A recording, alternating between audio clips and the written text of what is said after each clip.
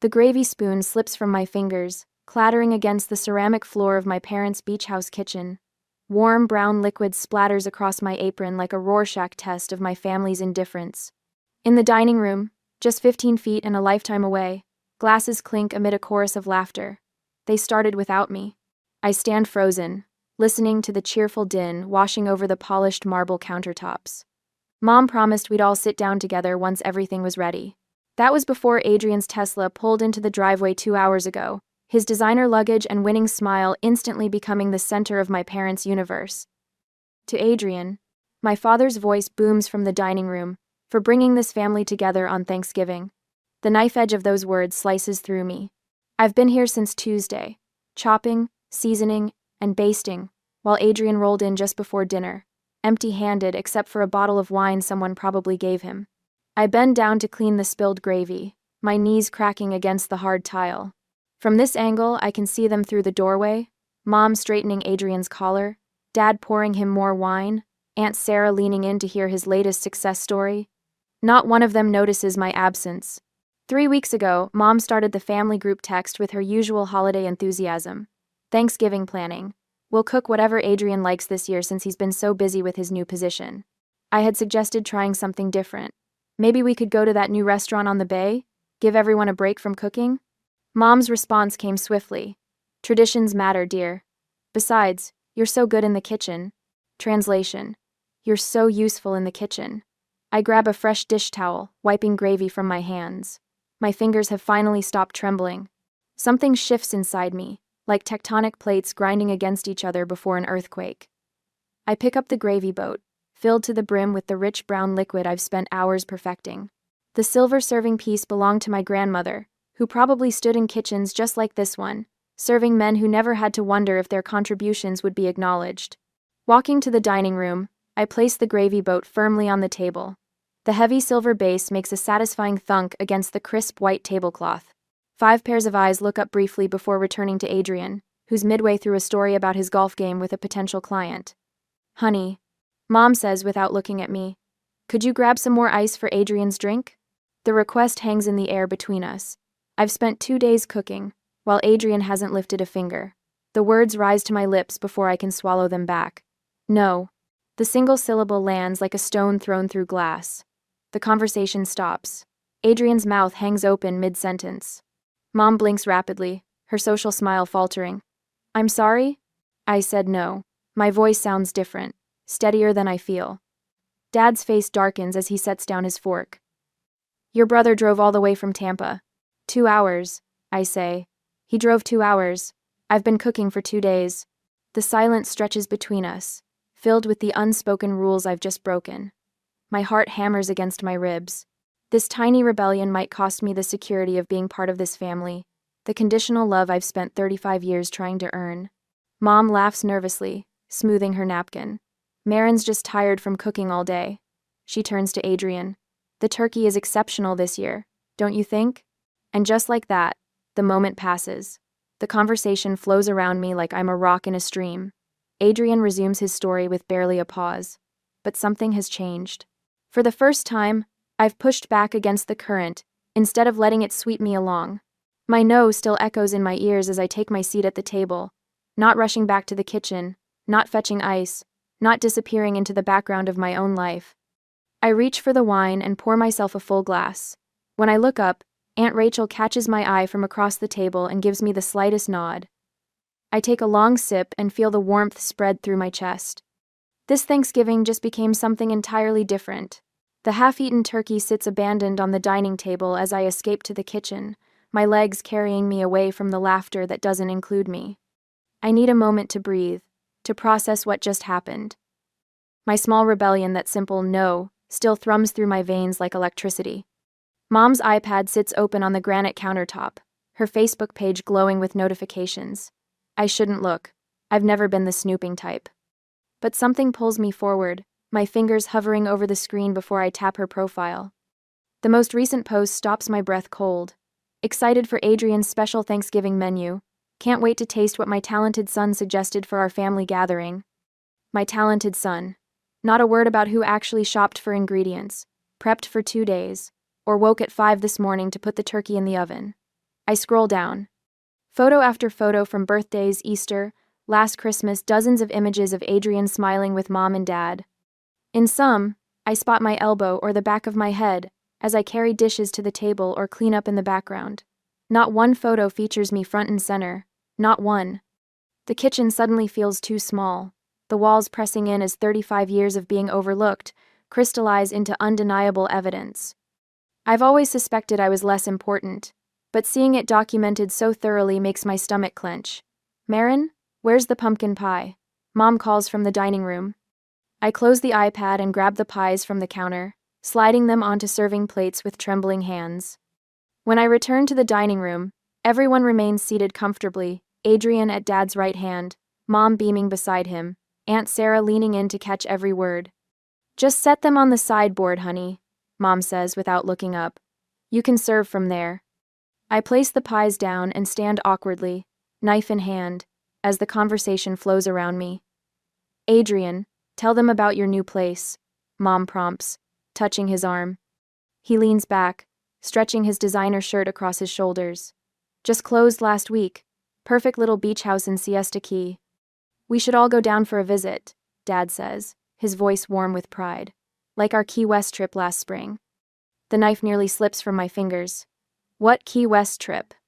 A moment of awkward silence falls before Mom laughs lightly. "Oh, it was just a quick weekend getaway. You were so busy with work." "I was never invited," I say, the words falling like stones. Adrian shifts uncomfortably, but Aunt Sarah jumps in. "Speaking of family gatherings, I wanted to tell you, Adrian. I've decided you should have Grandma's china cabinet. It would look perfect in your new dining room. The cabinet I've admired since childhood. The one I'd hoped would someday hold my own collection of depression glass." "Thanks, Aunt Sarah," Adrian says, not meeting my eyes. "That's really generous." "Well, we want to make sure these things stay in the family," she replies. "As if I'm not family." "Adrian needs it more than you do anyway, Marin," Dad adds, "especially with how much he's stretched himself with the new house. Your mother and I helped with the down payment, but mortgage rates are brutal these days." The pieces click together with sickening clarity. The same parents who called me financially irresponsible when I bought my modest Orlando condo 3 years ago with no help from them had handed Adrian a down payment for a beach house.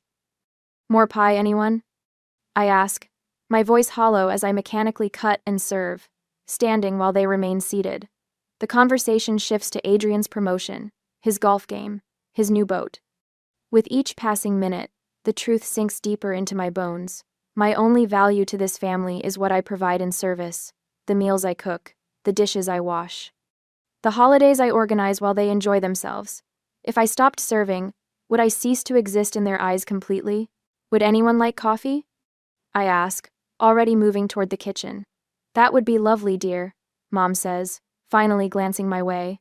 "And could you bring more napkins?" Adrian spilled a little gravy. I nod, turning away before they can see the tears threatening to spill. As I pass Aunt Rachel, Mom's younger sister who arrived late, she reaches under the table and squeezes my hand. Her eyes meet mine with quiet understanding. "I see you," she whispers, low enough that only I can hear. That tiny moment of recognition nearly breaks me. As I stand in the kitchen waiting for the coffee to brew, I watch through the doorway as my family enjoys the meal I spent days preparing. The question rises unbidden in my mind. Should I maintain peace by accepting my role, or risk everything by demanding the respect I deserved? What would you do when the family you love doesn't seem to value you in return? The coffee pot hisses, bringing me back to the present. I arrange the cups on a tray, straighten my shoulders, and prepare to serve my family once more. But something has changed. A seed of resistance has been planted, and I can feel it taking root. My phone chimes with the familiar group text alert. I hesitate before opening it, remembering how the Thanksgiving aftermath left a persistent knot in my stomach. 3 weeks of blessed silence shattered in an instant. "Exciting news," Mom's text reads. "Adrian is hosting Christmas at his new beach house. Everyone's so thrilled." I stare at the screen, waiting for the inevitable follow-up. It arrives exactly 30 seconds later. "Marin, I've made a list of your dishes. The usual stuffing everyone loves, your cranberry relish, those little appetizers with the puff pastry, and maybe your chocolate pecan pie. Adrian mentioned how much he misses your cooking." Before I can respond, another message pops up. And honey, could you come early to help set up? Maybe around 9? Adrian has an important client breakfast that morning. Think he was never bide. My thumbs hover over the keyboard. The audacity is breathtaking. Not, would you mind making? Or, if you have time, but a direct assignment of labor. As if my time, my career, my life holds no value compared to Adrian's important client breakfast. I toss my phone onto the couch and walk to the kitchen. The headache that's been threatening all day pulses behind my right eye. Marin, did you update the Henderson pitch? My boss's voice cuts through the office buzz Monday morning. He stands at my cubicle entrance, arms crossed. I'm working on it now, I say, minimizing the Christmas shopping website I'd been scrolling through. I'll have it to you by 3. No. It was due Friday. His disappointment weighs heavier than anger would. The client meeting is tomorrow morning. This isn't like you. It isn't like me. I've always been the reliable one, the one who stays late, the one who makes everyone else look good. At work, at home, everywhere. That night, I barely sleep. My stomach churns with acid that burns up my throat. The clock reads 3:17 a.m. when I finally give up, padding to the bathroom for antacids. This is the 3rd night this week. As Christmas approaches, the insomnia worsens, my body rebelling against obligations my mind tries to accept. I pull a notebook from my nightstand drawer. Things I want. I write at the top. Then I stare at the empty page. What do I want? Has anyone ever asked me that question? Have I ever asked myself? The next morning, I arrive at work an hour early. I finish the Henderson pitch, then start on next week's projects. When my boss stops by to check on me, I say, I've completed everything due this week. I'm taking Friday off. Not asking, telling. He blinks, surprised by my directness. Sure, you've got the time. Everything okay? Just taking care of myself, I reply, the words feeling foreign in my mouth. Thursday afternoon, Jessica from accounting leans against my cubicle wall. A bunch of us are having a holiday thing Saturday night. No family drama allowed. Just friends, food, and questionable karaoke choices. You in? I don't know. I hesitate. I've got so much to do before Christmas at Adrian's. Come on, she nudges my shoulder. One night for yourself won't kill you. Something about her casual invitation cracks the tension I've been carrying. I burst into genuine laughter for the first time in weeks. Questionable karaoke, huh? That bad? Horrific, she grins. Dave from It does an interpretive dance to Total Eclipse of the Heart that will haunt your dreams. I find myself nodding. Okay, I'm in. The possibility of joy. Simple, uncomplicated joy, with people who expect nothing from me except my presence, feels like coming up for air after being underwater too long. Friday off, I spent the whole day away from the kitchen, outside, just by myself. Saturday, I was testing new recipes I found on the internet, prepared and went to hang out with friends from work. My phone rings Sunday evening. Mom's name lights up the screen. I consider letting it go to voicemail, but something inside me has shifted. Hi, Mom, I answer, keeping my voice neutral. Marin, I'm finalizing Christmas plans. Did you get my text about coming early to help Adrian set up? We're counting on you. He's so busy with his new promotion. I watch my knuckles turn white around the phone. The familiar script unfolds. Adrian's needs elevated, mine dismissed. The old Marin would apologize for the delay and promise to do better. The old Marin would already be planning which grocery stores had the best ingredients for all those assigned dishes. I'm busy too, I say quietly. I have my own life and career. The silence stretches so long I check to see if the call dropped. What's that supposed to mean? Mom finally asks, her voice tight with disapproval. It means exactly what I said. I have deadlines, responsibilities, and commitments of my own. I'm not just sitting around waiting to be useful to Adrian. This is Christmas, Marin. Family comes first. Does it? Because it seems like Adrian comes first, and I'm just expected to serve him. Mom gasps. That's not fair. He works so hard. So do I. The words burst from me with unexpected force. I work hard too, Mom. But no one in this family has ever acknowledged that. No one has ever asked what I need or want. It's always about making things perfect for Adrian. I don't understand where this is coming from, she says, her voice quavering. We've always been a close family. The truth lands in my chest with stunning clarity. I don't need their approval to be worthy. I never did. All these years of contorting myself to earn love that should have been freely given, what a waste. I'll think about Christmas, I say calmly. I'll let you know what I decide. I end the call before she can respond. The following week at work, something strange happens. Jessica stops by my desk with coffee. Thought you might need this, she says, placing it beside my keyboard. No expectations, just kindness. At lunch, my colleagues ask about my holiday plans. When I mention the uncertainty around family Christmas, Dave from IT immediately offers, "A bunch of us are having an orphan Christmas if you want to join." Potluck style, everyone brings something they actually enjoy making. The contrast staggers me. These people, some I barely know beyond professional courtesy, asking what I want rather than telling me what they expect me to give. Thanks, I say, standing a little straighter. I might take you up on that. That evening, I open my laptop and begin drafting an email to my family. The words flow with surprising ease. Dear Mom, Dad, and Adrian. I type. I've given a lot of thought to Christmas this year. I've decided not to attend the gathering at Adrian's beach house. I explain my feelings without accusation, simply stating facts. Years of unbalanced expectations, the toll on my health and career, my need to create boundaries that honor my worth. An hour later, my phone rings. Aunt Rachel's name appears on the screen. Your mother called me, she says without preamble. She's quite upset. My heart sinks. I'm sorry if she dragged you into this. Don't be, Aunt Rachel's voice softens. I wanted you to know that whatever you decide about Christmas, I support you. It's long overdue, Marin. Tears spring to my eyes at this unexpected alliance.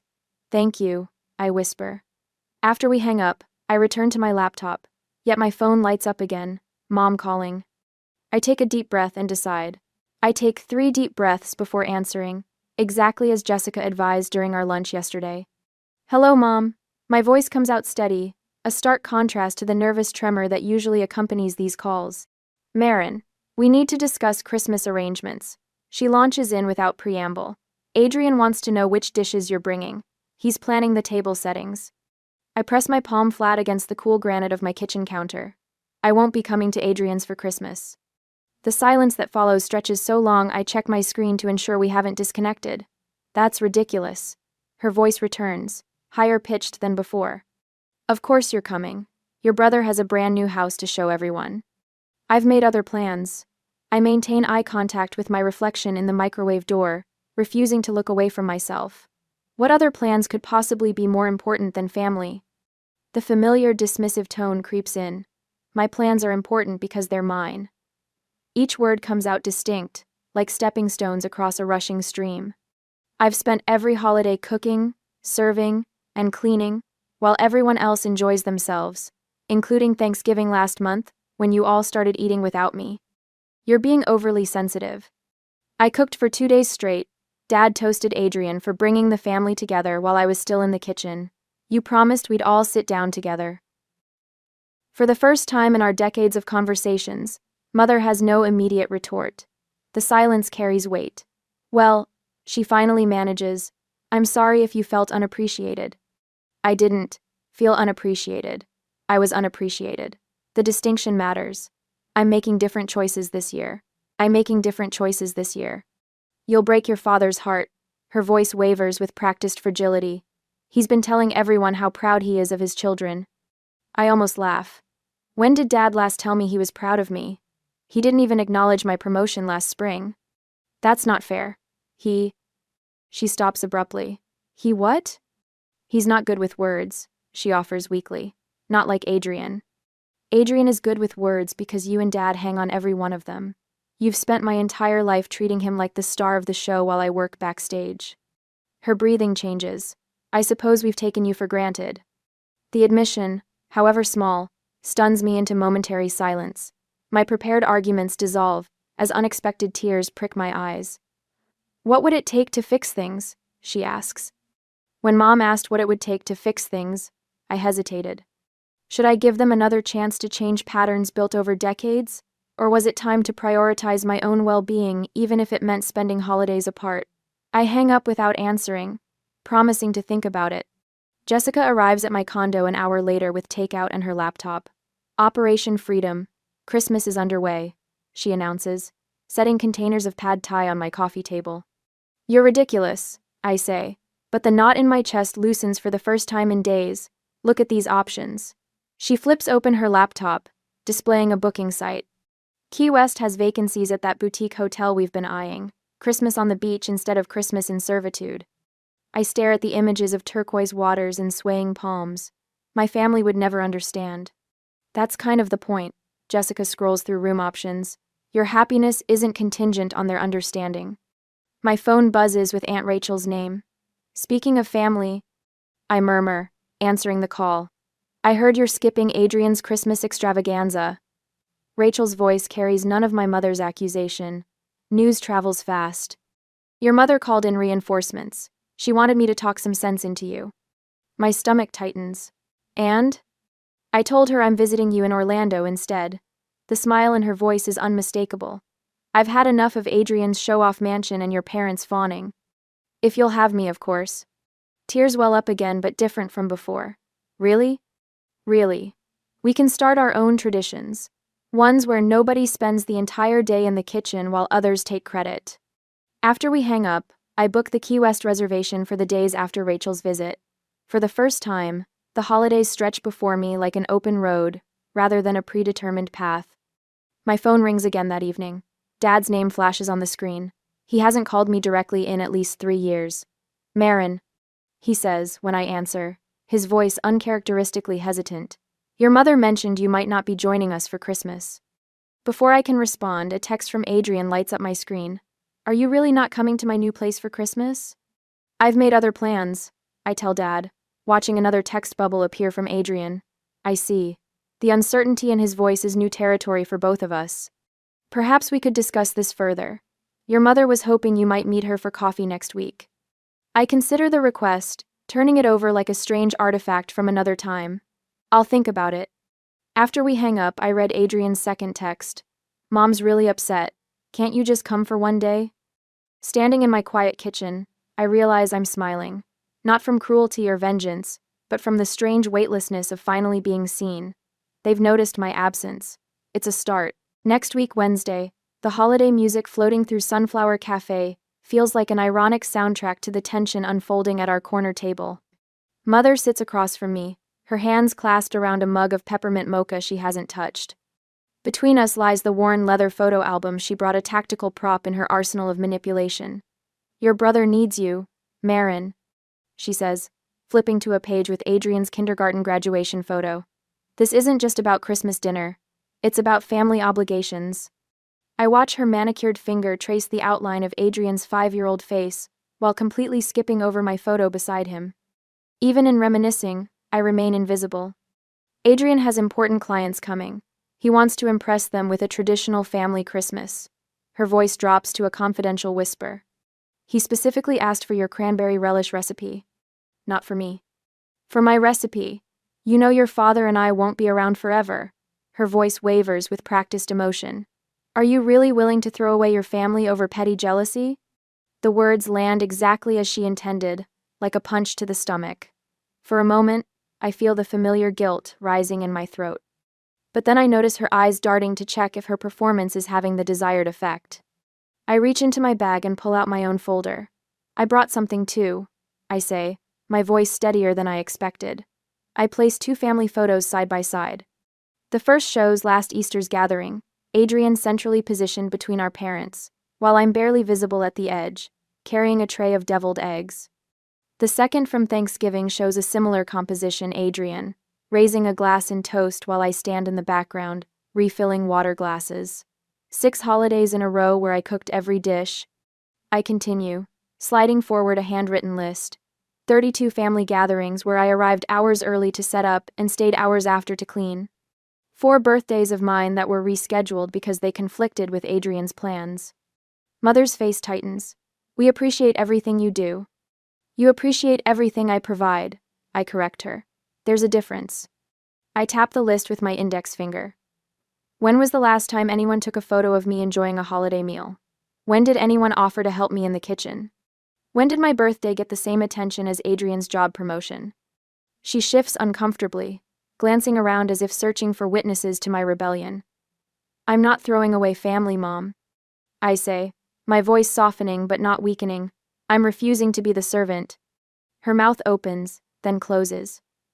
For perhaps the first time in my adult life, my mother has no ready response. The holiday decorations surrounding us, twinkling lights and paper snowflakes, cast strange shadows across her face. Outside the cafe window, shoppers hurry past with bags of presents, their faces alight with anticipation rather than obligation. I pull out my phone and slide it across the table, displaying the confirmation email. I'm spending Christmas in Key West, I say, with friends who see me as more than what I can provide for them. Mother stares at the screen, her face draining of color as reality sinks in. Her fingers clutch her untouched coffee mug so tightly her knuckles whiten. You've already booked it? The question comes out hollow, disbelieving. Jessica and I leave Christmas Eve morning.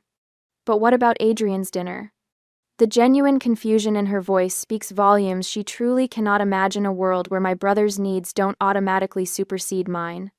Adrian has 2 hands that work perfectly well, I reply, and a kitchen full of appliances with instruction manuals. She looks at me as if I've suggested he perform brain surgery. He doesn't know how to cook a turkey. YouTube exists, I say simply. I learned most of my recipes there when no one taught me. The barista calls out another customer's order. Holiday music continues playing. Life goes on around us while my mother processes that her reliable kitchen servant has resigned without notice. When our bill arrives, I take it before she can reach for her purse. This one's on me, I say, placing my credit card on the small tray. No strings attached. It's a small gesture, but the symbolism isn't lost on either of us. For decades, every gift, every favor from my parents came with invisible strings, expectations of service, compliance, and gratitude for their conditional love. Mother gathers her photo album, her movements stiff and uncertain. As we stand to leave, I touch her arm gently. When you're ready to have a daughter instead of a servant, I'll be here. I say, I've always been here. You just need to see me. She doesn't respond, just nods once before walking out into the December afternoon. I watch through the window as she sits in her car for several minutes, not starting the engine, just staring straight ahead. That evening, Jessica helps me pack for our trip while sharing office gossip to lighten the mood. My phone buzzes with texts from Aunt Rachel, who reports that family channels are buzzing with news of my Christmas betrayal. Apparently, Adrian asked if the turkey comes with instructions written on it.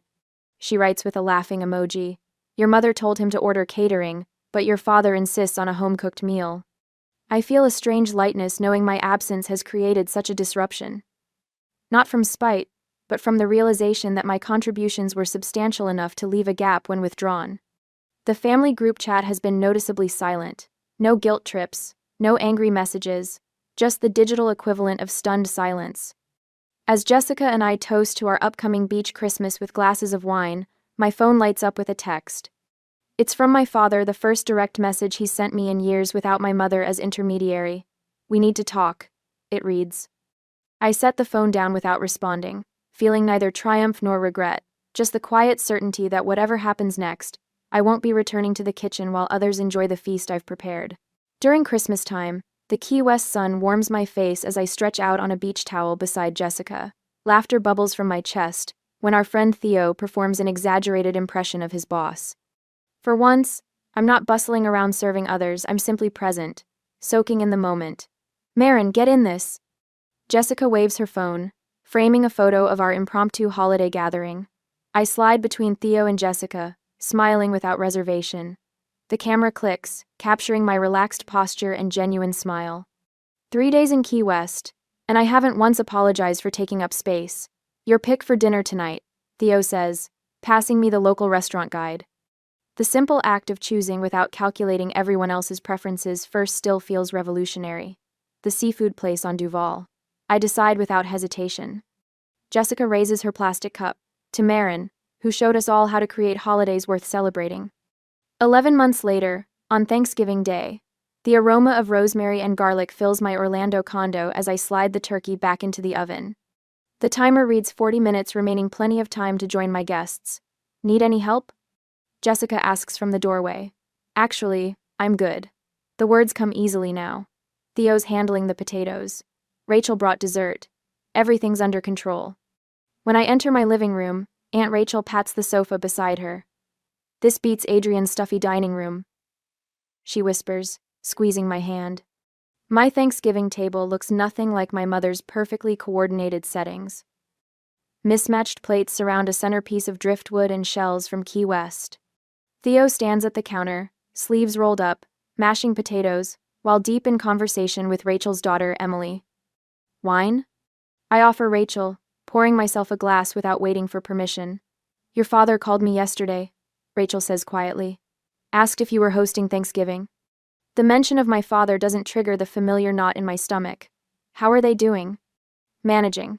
Your mother overcooks everything. Rachel smiles. Adrian burned the stuffing last year. We laugh, and the sound holds no bitterness. When we gather around my table, I take my seat, not rushing to serve or check if anyone needs anything before I begin. We pass dishes family style, each person contributing something to the meal.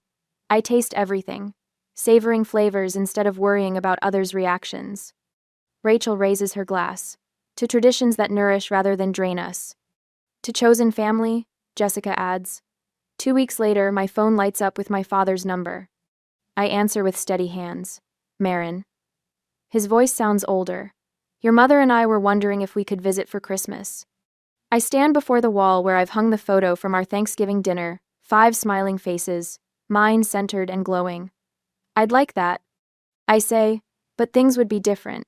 We'd cook together, not just me, and I've planned a friends gathering on Christmas Eve that wouldn't change. The silence stretches between us.